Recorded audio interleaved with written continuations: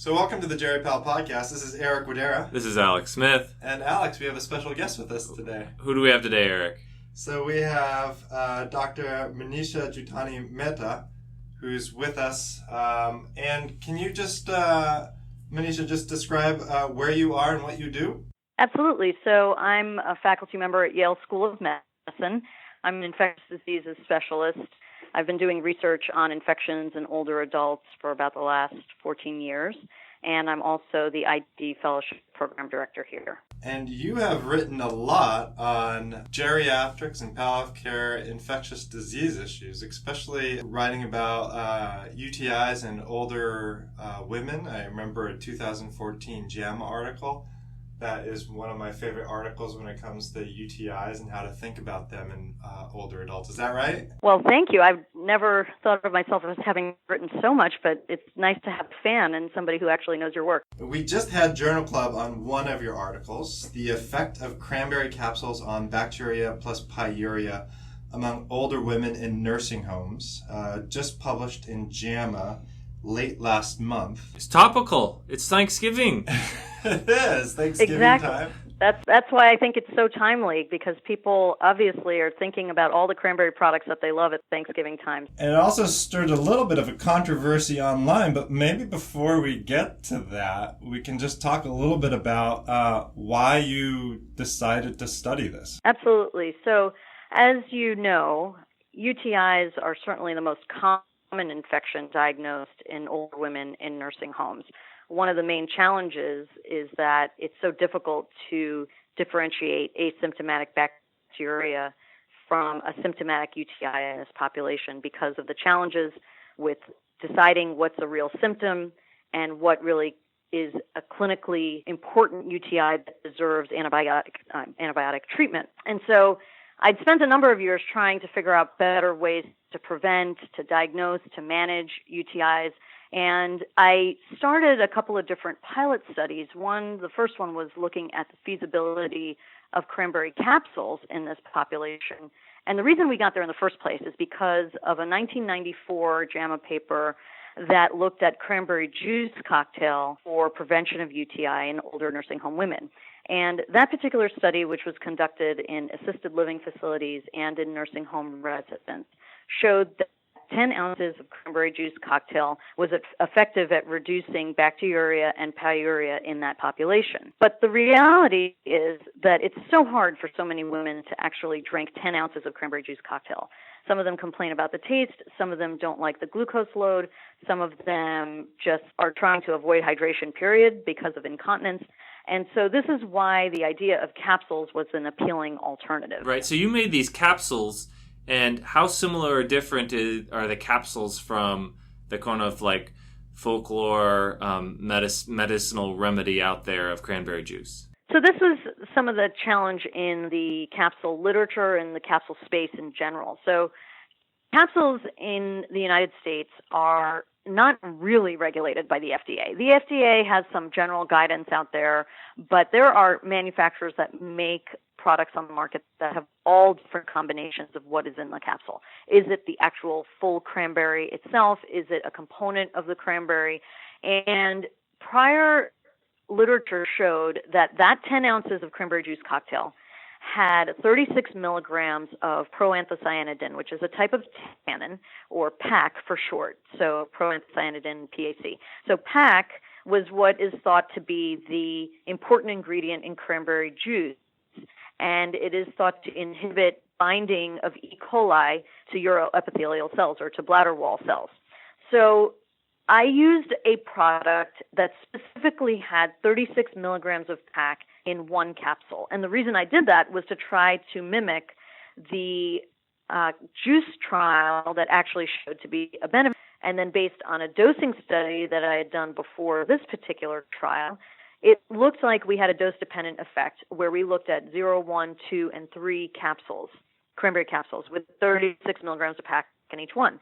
And it looked like 2 capsules was the best dose to test. It seemed that we had more inhibition going on. It also seemed like that was the best dose that patients actually could take.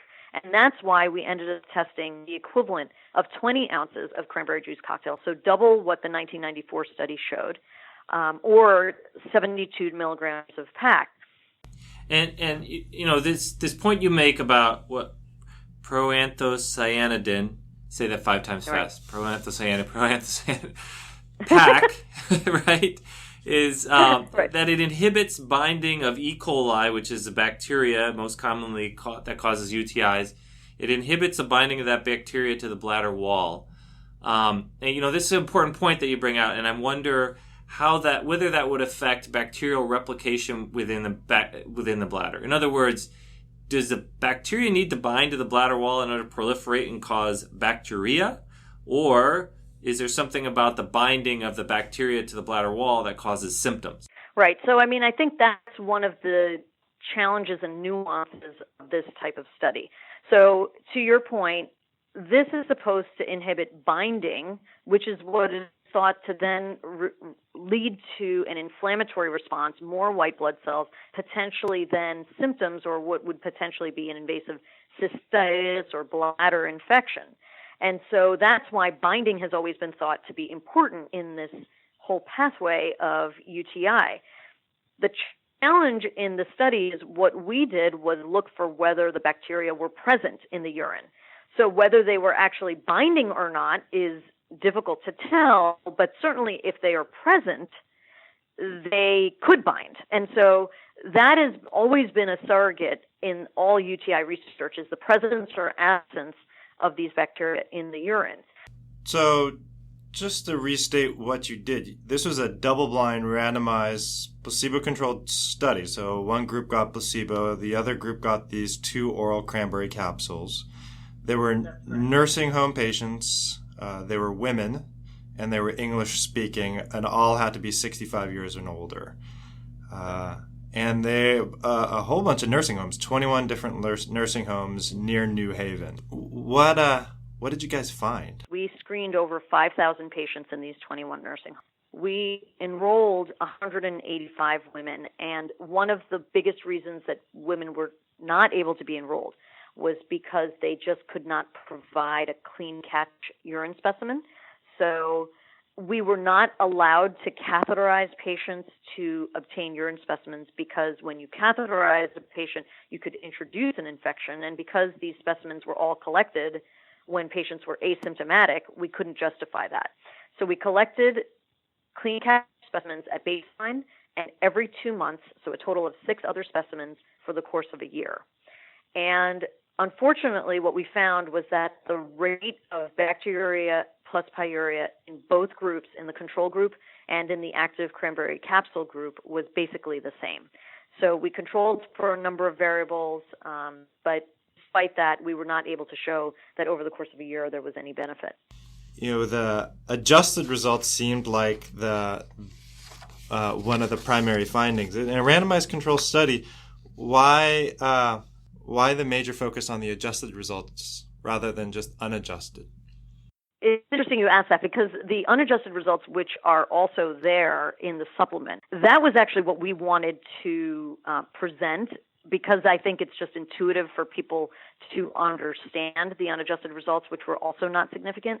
But in our statistical analysis plan, which was in the grant, in the protocol, all from the beginning, it was the adjusted results that were our primary outcome. And the reason that that's also important is that we took into account the level of incontinence, the amount of missing data that we had. So there were participants who could have provided 1 or 2 specimens, and then they may have missed a specimen, then they may have provided another one, or any combination of that over the course of the entire study. We also had people that dropped out because either became hospice or died, or other reasons decided they didn't want to take the capsules anymore. So to be able to account for all of that missing data, the adjusted analyses were important. What the adjusted analyses showed, though, was that it even brought the data more to the null. I want to ask also about the secondary outcomes that you looked at, and specifically things like hospitalizations, gram-negative bacteria, antibiotics for suspected UTI, total antimicrobials.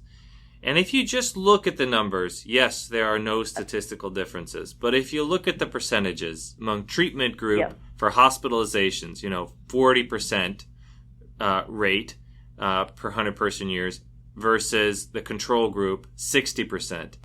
Antibiotics respected UTI, 8% in the treatment group versus 11% in the control group. When we were talking about this in Journal Club, it kind of struck us that there may be something here, and that something may have more to do with symptomatic concerns that raise the level of hospitalization or antibiotic treatment. But we're just not, we may not have the power to detect it or something along those lines. What are your thoughts about that? One of the reasons that we couldn't adjust for the secondary outcomes the same way that we did for the primary outcomes was because there was just a lot of variability in terms of the numbers of each of the different outcomes in each of those different categories that we looked at. And so there were a lot of confounders that actually looking at adjusted results would have been very deceptive. So what we presented were the raw numbers essentially and unadjusted results. And you're absolutely right. I mean, it looks like, well, could there have been something there? Is there something that we're not seeing? But that's certainly possible that if we had had a larger sample size, could that be the case? If you look at symptomatic UTIs alone, using a very strict definition, 10 versus 12 symptomatic UTIs, we obviously didn't find any difference there. And that included people who were hospitalized or who were just treated in the nursing home alone. But I think that these secondary outcomes, although the numbers are in that direction, I just think that the level of comorbid disease at baseline for these groups was different. And we couldn't do statistical comparisons there just because there are too many different comorbid conditions on which to compare. I'm kind of bummed about these results. I was hoping that cranberries, cranberry juice, cranberry capsules, proanthocyanidin pack, whatever it is, would be effective because this is pretty, it's practically harmless. It's easy to take. It's pretty cheap. It doesn't spread antimicrobial resistance. How did you feel when you unblinded these results? So I had several emotions, which I will tell you about. So the first is, obviously, I've spent probably about 8 years of my life studying this, so certainly I was hoping for a positive result. I think that, as you said, it's a relatively harmless intervention, and I was hopeful that for an infection that is so hard to diagnose and leads to overprescription of antibiotics, that this would be a simple intervention that maybe could make a difference in these patients' lives. So certainly I was disappointed. Having said that, I think that the cranberry capsule industry, you talked about it's relatively cheap.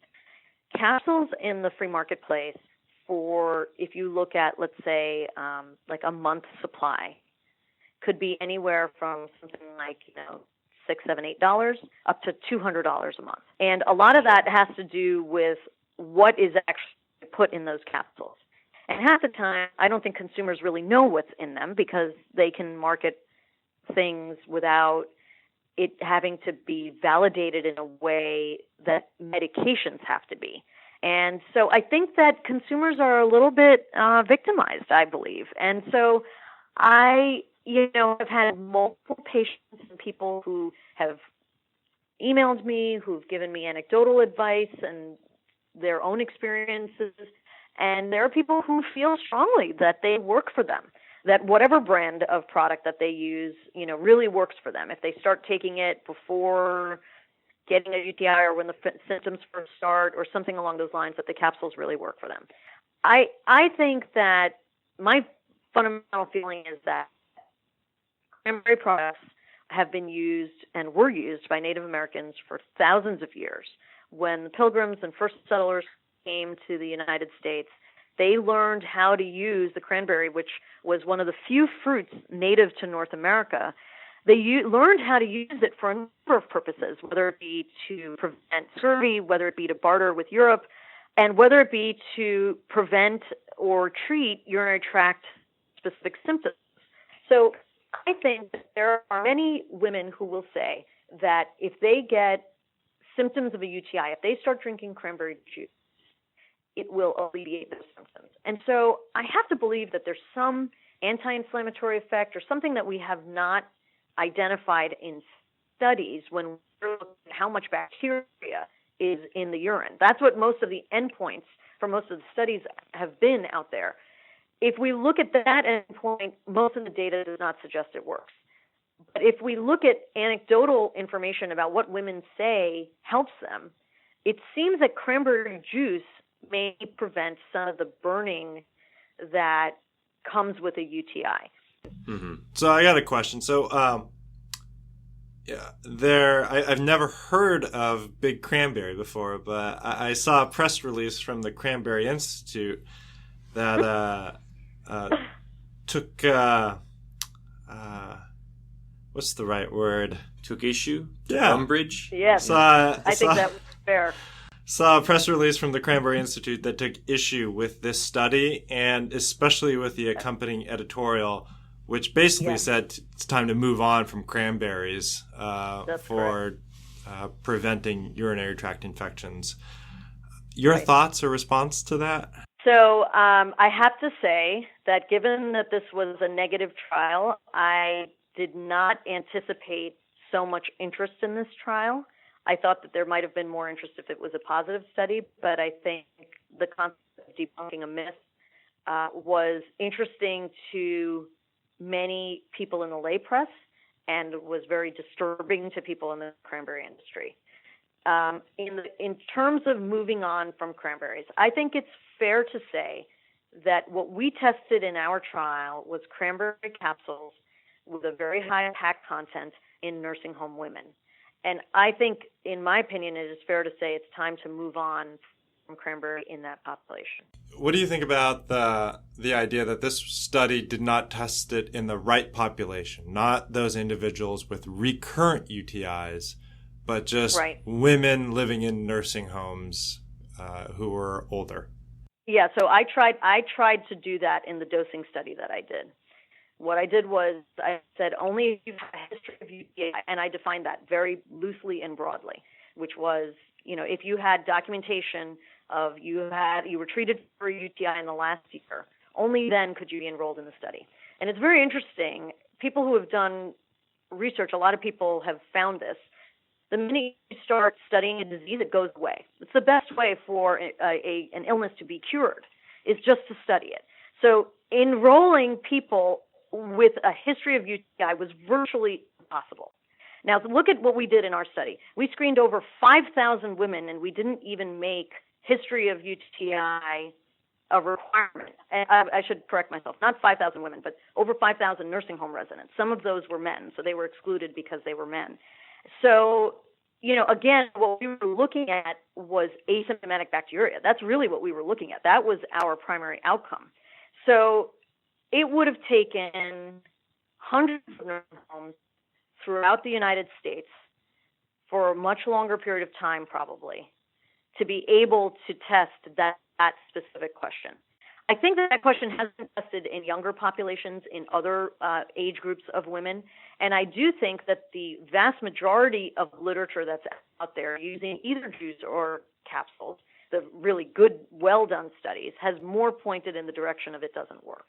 I think that one of the trials that was done in the last 5 years or so looked at a placebo drink and a cranberry juice cocktail drink, and the rate of UTI went down in both arms, which would again suggest that hydration was a major factor, that just by hydrating, that is enough to drive down the rate of UTI in these populations. So I think that my study in and of itself, I don't think gives enough information in terms of moving on from cranberries. I do think there are a lot of other studies, though, that have already suggested that in other populations. Was bacteria plus pyuria the right outcome to look at? The 1994 study, that was the outcome they looked at. And that was the main study that really set the cranberry industry off in terms of success for UTI prevention. And so one of the thoughts I had was that if we didn't use the exact same outcome that they used and had a positive result, we'd be critiqued for the fact that we had the wrong outcome.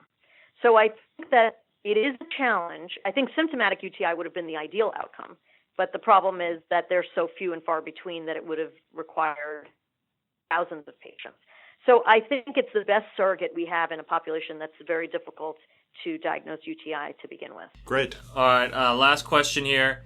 What cranberry product, if any, do you have at Thanksgiving? Well, I like a bunch of different cranberry products, but I like syrups and sauces and things like that. So, but I'm open to all kinds of cranberry. I like dried cranberries in salads.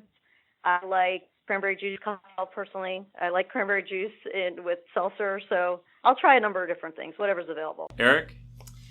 I got a question. Can I continue to eat craisins? Absolutely.